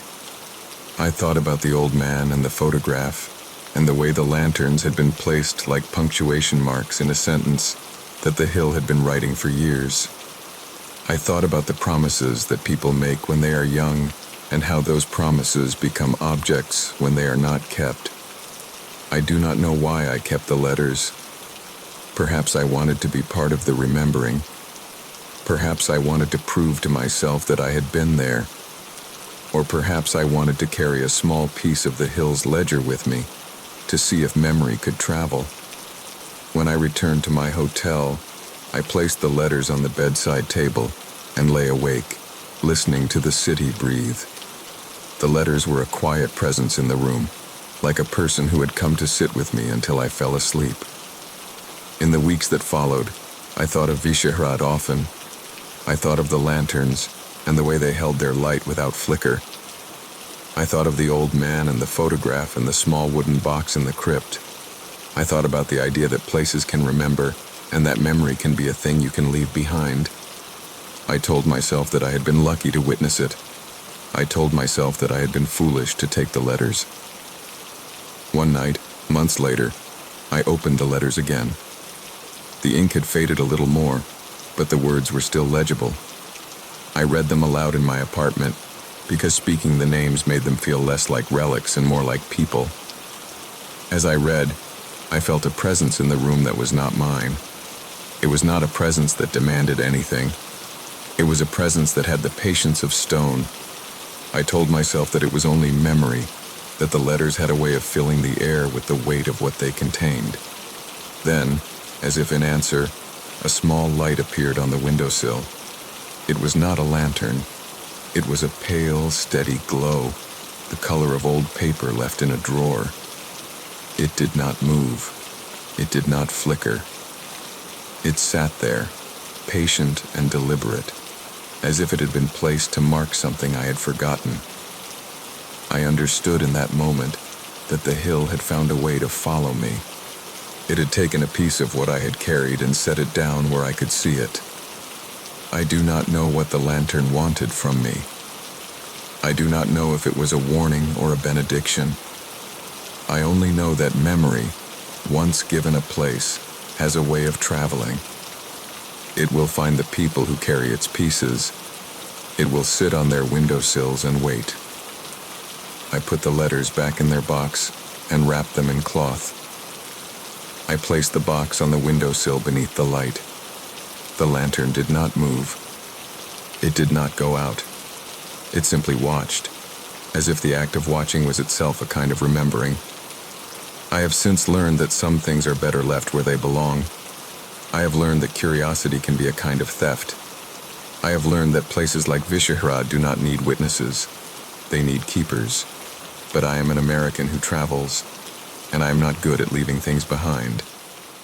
The lantern on my windowsill is still there. It is a small, steady presence in my life. Sometimes, when the city is quiet and the night is thick, I take the letters from the box and read them aloud. I speak the names. I speak the promises. I let the hill remember through me. If you ever find yourself on a hill that remembers, do not assume that you can take its ledger and walk away. Do not assume that memory will be content to stay in one place. It will follow you, patient as stone, and it will sit on your windowsill until you learn how to keep it. I should never have booked the last flight to Longyearbyen. I say that now with the slow, careful cadence of someone who has had time to measure each syllable against the weight of what happened. At the time, The decision felt like the kind of reckless, romantic thing I did when I wanted to prove to myself that I was still alive. I was 32, from Ohio, and I had been traveling for months, chasing places that carried a reputation for being haunted, abandoned, or simply too quiet. The Arctic had been on my list because of its extremes, the way daylight and darkness could stretch and compress into something almost religious, the way the land itself seemed to hold its breath. Longyearbyen, the northernmost town with a permanent population, promised isolation in a way no other place could. I wanted to be alone with the cold and see what it would show me. The plane landed in the thin blue light of late autumn. The airport was a small, low building that smelled faintly of diesel and coffee. Outside, the air hit my face like a hand. I remember the way my breath fogged and then vanished, as if the world was swallowing the sound of me. I had a backpack, a camera, a notebook, and a stubborn belief that I could document whatever I found without becoming part of it. Longyearbyen is a town that looks like it was assembled from a child's set of blocks. Colorful houses cling to the slope above the fjord. There are more snowmobiles than cars. The people move with a deliberate economy, as if conserving warmth and energy is a kind of civic virtue. I checked into a guest house run by a woman named Ingrid, who had a face like weathered wood and a voice that kept to itself. She gave me a key and a map and a warning that was more habit than fear.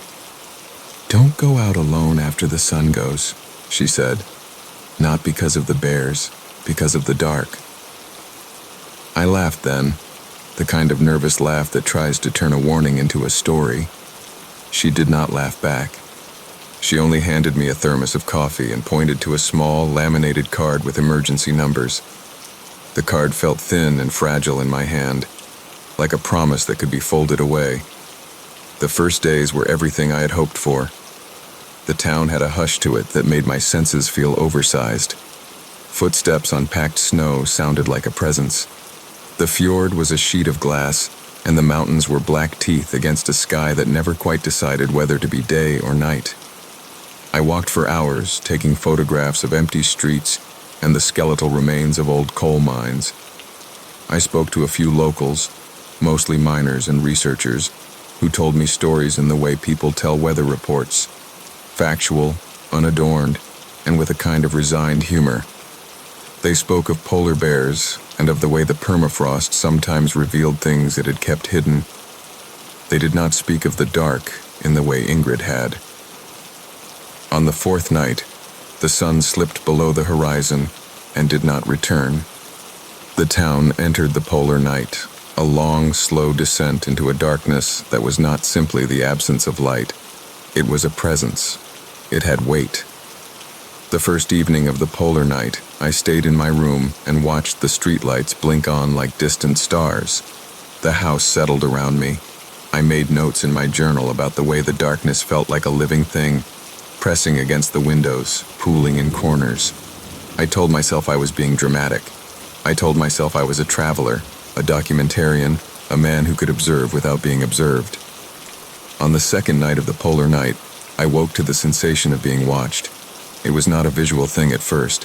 It was a pressure behind my eyes, a tightening in my chest, as if someone had leaned close and was breathing the same air. I sat up and listened. The house was quiet in the way houses are when everyone is asleep, and the world outside is holding its breath. I dressed and went outside because staying inside felt like a confession. The street was a ribbon of pale light under sodium lamps.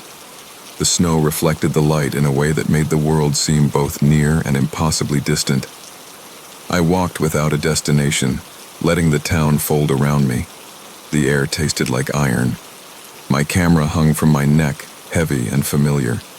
I passed the old cemetery on the hill, where wooden crosses leaned like tired people. The graves were half buried in snow. I felt the urge to climb the hill, to stand above the town, and look down at the small, fragile lights. I told myself it was curiosity. I told myself it was the same hunger that had brought me here. At the top of the hill, the town lay below me like a model. The fjord was a black mirror. The sky was a deep, bruised indigo. I stood there for a long time, feeling the cold work into my bones, when I noticed a figure moving among the houses. It was too far to see clearly, but it moved with a purpose that made my skin prickle. It was not a snowmobile. It was not a person carrying a light. It was a silhouette that seemed to glide, a dark shape that did not belong to the geometry of the town. I descended the hill because I could not descend. The figure was closer now, moving along the edge of the fjord, keeping to the shadows. As I approached, I realized it was a man. He wore a heavy coat and a hood, and his face was turned away. He walked with a slow, steady gait, as if he had been walking for a very long time. I called out to him. My voice sounded small and thin in the cold. He did not answer. He did not look back. I followed him at a distance, keeping to the light. He led me to the edge of the town, to a place where the houses thinned and the land opened into a stretch of tundra. There was a small, abandoned research hut there, its paint peeled and its windows clouded with frost. The man stopped and stood with his back to the hut, looking out over the fjord. He did not move. I could see the outline of his shoulders, the way his breath formed a faint mist that dissolved into the night. I stepped closer, and then closer still, until I was within a few feet of him. He turned his head slowly, and for a moment I thought he would speak. Instead, he lifted his hand and pointed toward the water. I followed his finger and saw, far out on the fjord, a pale smear of light. It was not a boat. It was not a reflection.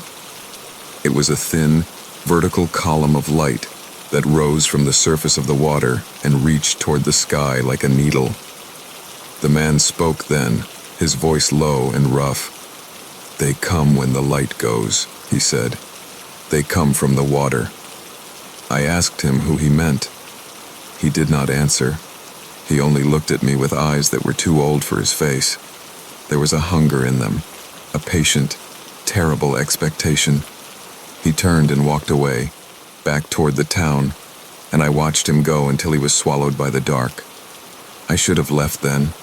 I should have gone back to the guest house, locked the door and pretended I had never seen anything. Instead, I did what I always do when something unsettles me. I followed. I told myself I would keep my distance. I told myself I would observe. I told myself I would not become part of the story. The column of light on the fjord grew brighter as the night deepened.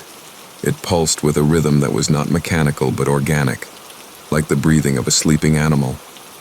I walked along the shoreline, keeping to the edge of the snow, and I felt the world tilt. The air grew thicker, as if the darkness itself had weight. My camera felt suddenly inadequate, a child's toy against whatever was happening. When I reached the pier, the light was close enough that I could see its texture. It was not light in the way a lamp is light. It was a luminous skin, a membrane that shimmered and moved like the surface of a living thing. It rose from the water in a column that seemed to be made of something between mist and glass. The water around it was black and still, and the column cast no reflection. It simply existed, a vertical wound in the night. I stood there, and the column turned its attention to me. The membrane rippled, and I felt a pressure in my head, like a hand pressing against my temples. Images came then, not in words, but in sensations. A vast, cold place beneath the ice. Shapes moving in slow, deliberate patterns. Mouths opening and closing in a rhythm that matched the pulsing of the column. I felt the presence of something ancient and patient, something that had been waiting for the dark to return. I stumbled back, my breath coming in shallow, hot bursts. The column did not move. It simply watched, as if it had been expecting me all along. Behind me, the town was a scatter of lights. I thought of Ingrid's warning and of the man's eyes on the hill. I thought of the graves and the way the permafrost sometimes revealed what it had kept. I thought of the research hut and the way its windows were clouded with frost. I turned to leave, but the path back to the town was not the same. The snow under my boots felt different, as if it had been rearranged. The houses seemed to have shifted, their angles wrong.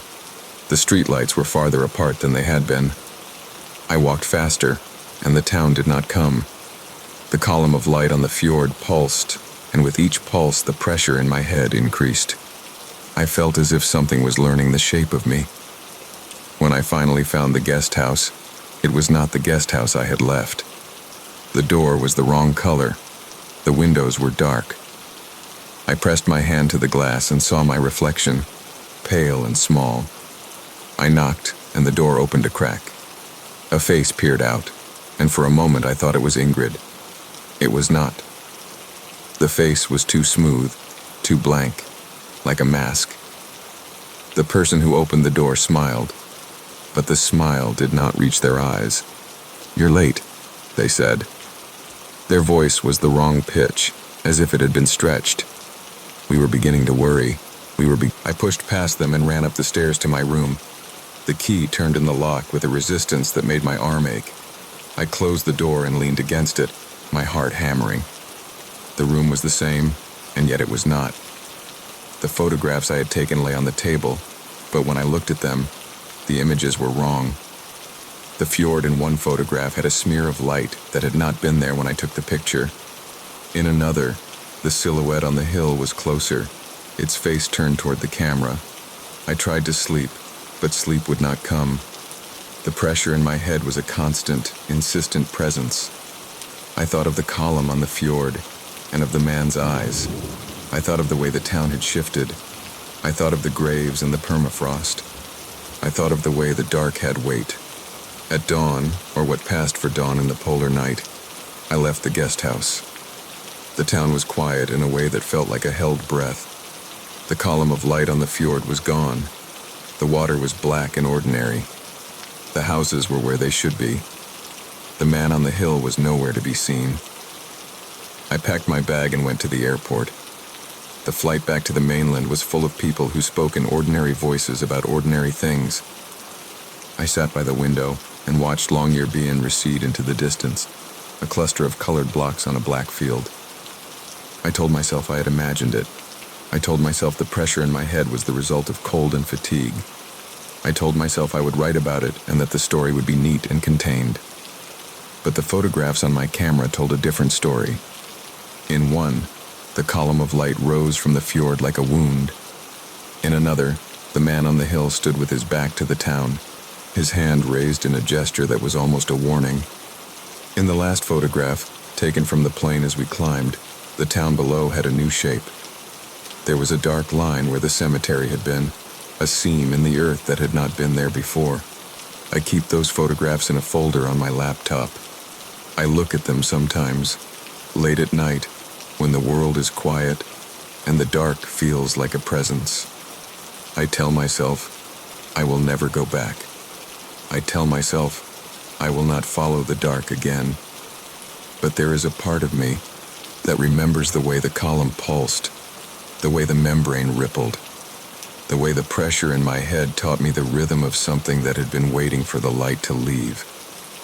If you ever find yourself in a place where the sun refuses to rise, be careful of the things that come with the dark. They are patient. They are old. They learn the shape of you, and then they wait. I should never have followed the trail that narrowed into shadow. I tell myself that at least once every hour now, as if repeating the sentence could rearrange the night into something less deliberate. I am an American on a long, restless trip, a man who collects places that make other people look away. I came to Japan because everyone who writes about fear eventually mentions this place. A sea of trees at the base of Mount Fuji, where the ground seems to swallow sound and the map loses its patience. I told myself I wanted to understand why the world could feel so heavy in one particular grove of pines. I told myself I would be careful. I told myself I would leave before the light failed. The path began as a tourist route, wide enough for two people to walk side by side, lined with small stones and occasional wooden markers. I remember the way the air changed as I stepped past the last sign with English translations. The humidity thinned. The smell of damp earth became a presence, not a background. The trees closed ranks, and the sky above became a narrow strip of pale that the branches seemed to avoid. My footsteps, which had been easy and unconcerned, became measured. I noticed the texture of the trail under my shoes, a mix of compacted soil and a fine, almost powdery layer of decomposed leaves that gave slightly, like walking on a mattress of old paper. People had warned me about the forest's reputation. I had read accounts in dim hotel rooms, late at night, when the world outside the window felt like a different country. Those accounts were clinical in places, sentimental in others. They spoke of loss and of decisions made in silence. I had expected to feel a solemnity, a human sorrow that would press against my chest like a hand. Instead, the first thing that struck me was how the forest seemed to rearrange time. Minutes stretched and thinned. My watch, which I checked more than once, felt like a foreign object. The light that filtered through the canopy was not light so much as a suggestion of light, a pale film that softened edges and made distances uncertain. I walked until the trail forked and the markers stopped. There was no dramatic moment of realization, no sudden drop-off or sign that I had crossed into something forbidden. The path simply narrowed until it was barely more than a line between trunks. I remember thinking, with the kind of casual arrogance that travelers sometimes carry, that I would take the narrower route for the view. I wanted the intimacy of being surrounded, the sensation of the world closing in so I could feel it more acutely. I wanted to test the stories against my own nerves. The forest accepted me without comment. As the light thinned, the air cooled. My breath became visible in small, hesitant clouds that dissolved before they could form a shape. The ground underfoot changed again. The powdery layer deepened, and my steps sank a fraction more with each footfall. The trees here were older, their bark furrowed and dark, their roots like the knuckles of sleeping giants. Moss climbed the trunks in slow, patient bands. I ran my hand along one of the roots because I needed to confirm that I was still touching something real. The surface was damp and cool, and the pressure of my palm left a faint, temporary imprint that the forest erased as if embarrassed. I had brought a small flashlight, the kind that fits in a pocket and promises more than it delivers. I kept it off for a long time, relying on the last of the daylight and the way my eyes adjusted. When I finally clicked it on, I did not hear a sound. Instead, the beam carved a narrow tunnel of clarity through the dim. The light revealed details that the dusk had hidden, a thin ribbon of discarded fabric caught on a low branch, the pale curve of a stone half buried in the soil, a small, weathered shrine with offerings that had become part of the ground. The shrine was not ornate. It was a simple wooden box with a lid, its paint flaking, its interior filled with coins and folded paper. Someone had left a small, handwritten note tucked into the corner. I could not read the characters, but the paper had been folded with care, and the edges were softened by time. I left the flashlight on the shrine for a long moment, watching the light pool over the offerings. The beam made the coins gleam like tiny moons. I felt absurdly, like an intruder in a private ritual. I closed the box gently, as if the motion could be a kind of apology, and continued along the path. The deeper I went, the more the forest seemed to rearrange itself around me. The trail curved in ways that made my sense of direction unreliable. I would walk for what felt like a long time and then find myself facing a familiar bend, as if the trees had folded the path back on itself. My phone's GPS spun and hesitated, the signal thinning until the map on the screen was a smear of gray. I tried to mark my progress by small things, a particular knot in a trunk, a stone with a pale lichen pattern, the way a branch leaned like an old man listening. Each marker I chose was gone when I turned back to look. The forest did not so much hide as it did rearrange the furniture of its memory. At some point, the air changed again. It was not colder. It was quieter in a way that made my own breathing sound too loud. I became aware of the rhythm of my heart, the way it pushed blood through my ears until the world seemed to pulse in time with it. I told myself to breathe slowly, to let the rhythm settle. I told myself that I was alone, and safe. I told myself that the stories were stories, and that I was a man who had traveled enough to know the difference between myth and reality. Then I saw the footprints. They were not fresh. The impressions in the powdery soil had edges softened by time, but they were distinct enough to read. They led off the path and into a shallow hollow between two roots. The prints were small, as if made by someone who had been careful with their weight. They were not the prints of a hiker or a tourist. They were the prints of someone who had moved with purpose, and the direction of the toes suggested they had been walking away from the path, deeper into the trees. I followed them because I could not follow them. Curiosity is a kind of hunger, and I had come to this place to feed it. The prints led me to a clearing that the canopy above had forgotten. The ground here was flatter, and the trees opened like a mouth. In the center of the clearing stood a house. It was not a house in the way I had expected. It was a small structure, more like a shed, built of dark wood that had been bleached in places and blackened in others. The roof sagged slightly, and the windows were opaque with grime. There was a door, half ajar, and a narrow path of trampled earth leading to it. Someone had cleared this space, had made a room in the middle of the forest, and then left it to the slow work of weather and time. I stood at the edge of the clearing and felt the air change again, as if the house exhaled when I looked at it. The flashlight beam trembled in my hand, not because my hand shook, but because the light seemed to hesitate at the threshold. I told myself to be rational. I told myself that the house might be a shelter for hikers, or a storage shed for forest workers, or an abandoned cabin with a story that would be mundane and explainable. I told myself these things because they were the only things I could tell myself. The door moved when I pushed it. It did not make a sound that could be named. Instead, the hinges resisted and then yielded, and the motion felt like a slow, deliberate decision. Inside, the air was cooler and smelled of old paper and something else I could not name. The room was small, with a single table and a chair. On the table lay a stack of photographs, their edges curled and their surfaces dulled by time. I picked one up and held it to the light. The photograph showed a group of people standing in front of the house, smiling in a way that made their faces look fragile. The back of the photograph had writing in a hand that trembled slightly, as if the writer had been trying to steady themselves. I set the photograph down and noticed for the first time that the chair across from the table was pulled out as if someone had been sitting there recently. The cushion was indented. The indentation was not deep, but it was precise, like the memory of a weight. I told myself that someone had been here earlier in the day, that they had left for a reason that had nothing to do with me. I told myself that the indentation was a trick of light, and that my mind, tired from travel, was inventing company.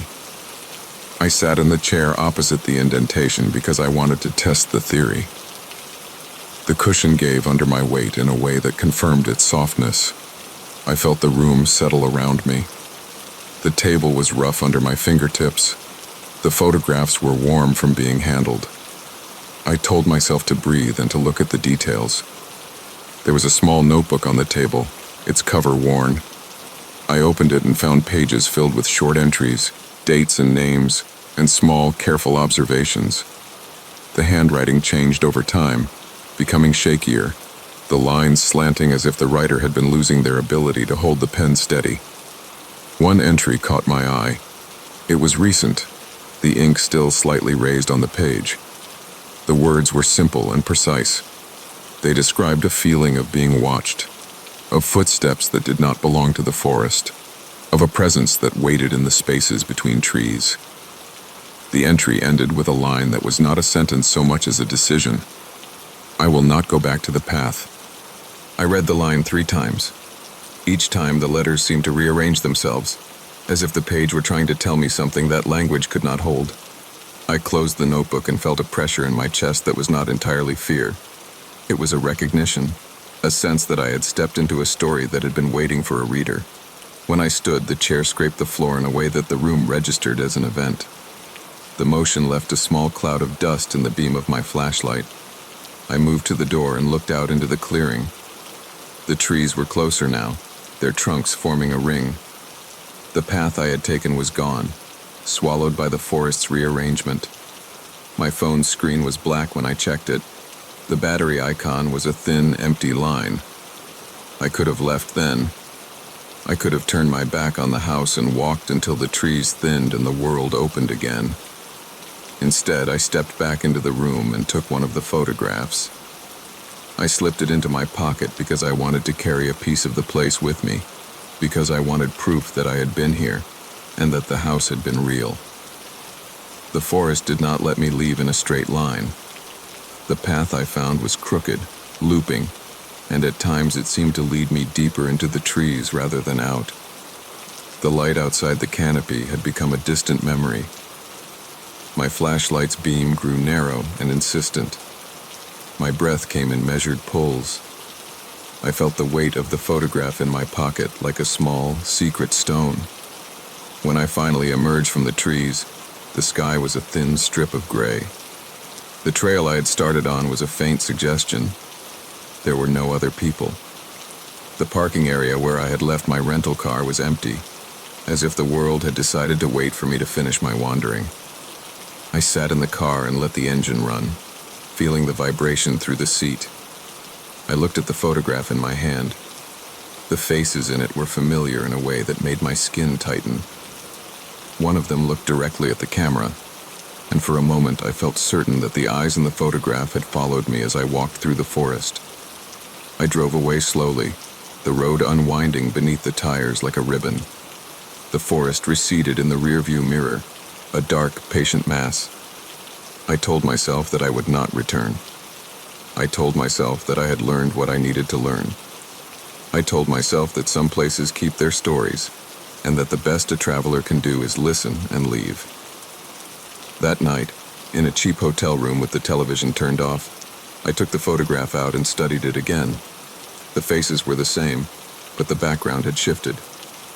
The house in the photograph was closer to the camera than it had been in the clearing. The trees behind it were arranged differently. I turned the photograph over and found, tucked into the back, a small scrap of paper with a single line written in English. "Stay where you are." I do not know who wrote the line. I do not know whether it was a warning or a welcome. I do not know whether the forest rearranges only its paths, or whether it rearranges the things that belong to those who pass through it. I only know that when I close my eyes now, I can feel the indentation in the chair, the weight of the photograph in my pocket, and the way the trees seem to lean in, listening for the next sentence. I should never have followed the trail that narrowed into shadow. I did, and the forest kept a piece of me.